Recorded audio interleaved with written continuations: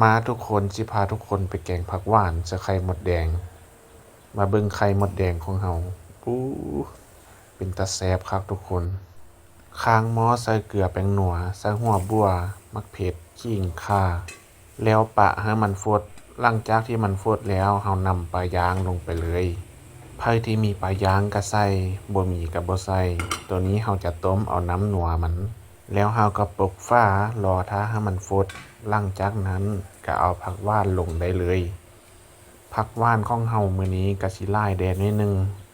ภายหลังที่ใส่ผักหวานแล้วเฮาก็จะปะให้หม้อมันฟดมันเดือดอีกเทื่อนึง